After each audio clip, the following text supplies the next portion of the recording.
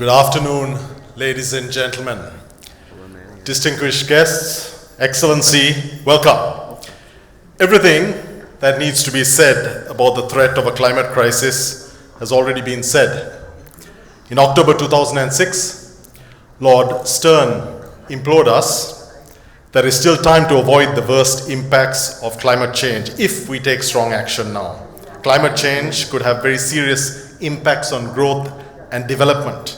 The costs of stabilizing the climate, more significant but manageable. Delay would be dangerous, much more costly. Action on climate change required across all countries, and it need not cap the aspirations for growth of rich or poor countries.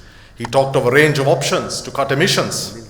He talked of a strong and deliberate policy action as a necessity to motivate this take-up.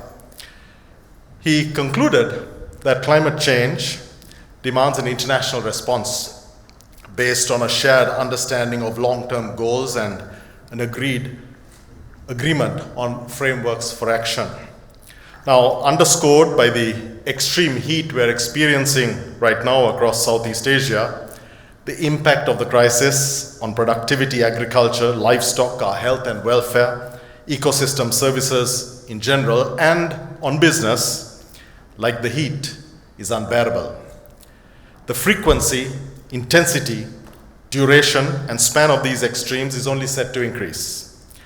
Augmenting that climate crisis is a greater one. This one is linked to shortcomings in the form of capitalism that we practice.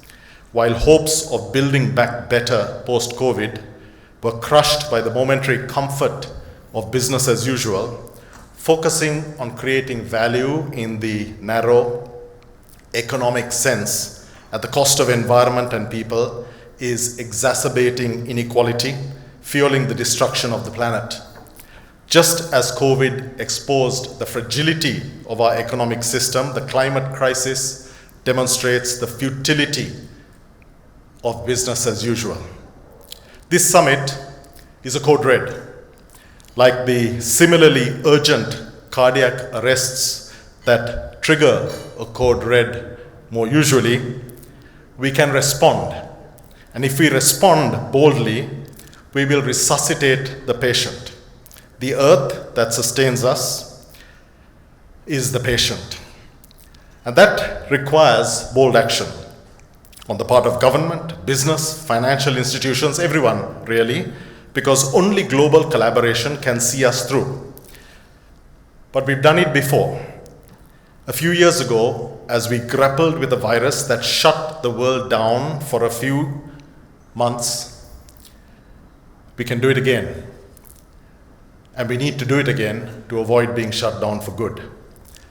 The members of the Climate Action Committee of the Ceylon Chamber of Commerce have made this event happen in record time with inspiring commitment. I thank each of them.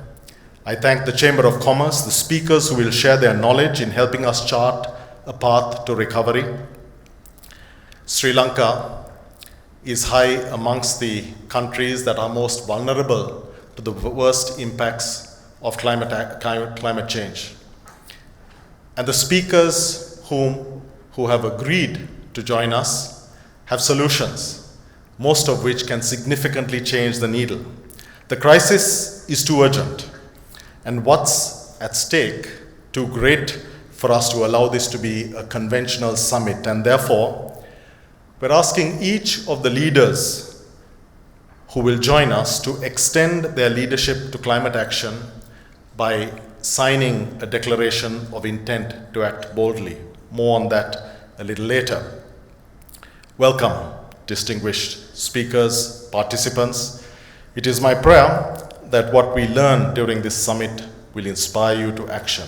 Thank you.